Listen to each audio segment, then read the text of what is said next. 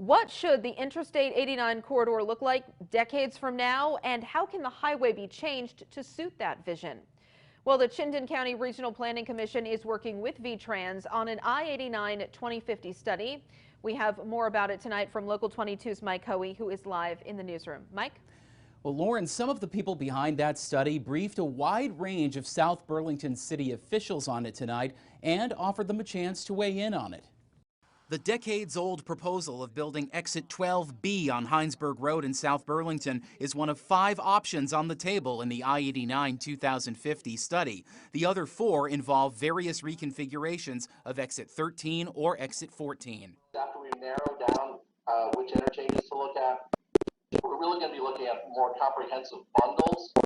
And I think if you think about bundle 1 is trying to do everything we can to not have to spend tens of millions of dollars. The 5 options will be evaluated through metrics like efficiency of movement, community livability, and traffic safety. With adding an interchange, I'm not quite sure how you assume that it's going to have fewer crashes, because you're adding a whole bunch of extra traffic there.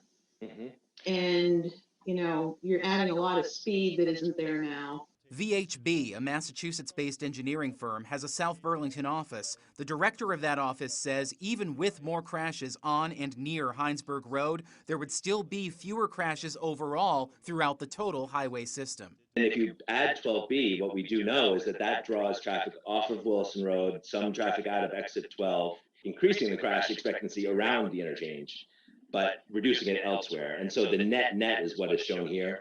The latest construction estimate for Exit 12B is $29 million. That's actually down. It was $42.4 million when the study began. And some of the construction cost would be recouped on maintenance, since upkeep is a lot more expensive for a bridge that's 60 years old or more than for a new bridge.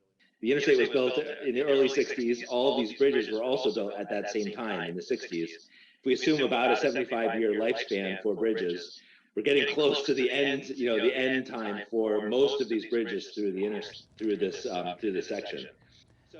Now, tonight's session was open to the public, but a week from tomorrow, on Thursday the 18th, there's another forum in South Burlington specifically set aside for you to talk about it.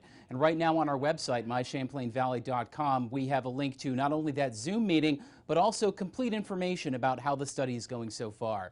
Live in the newsroom tonight, Mike Hoey, Local 22 News.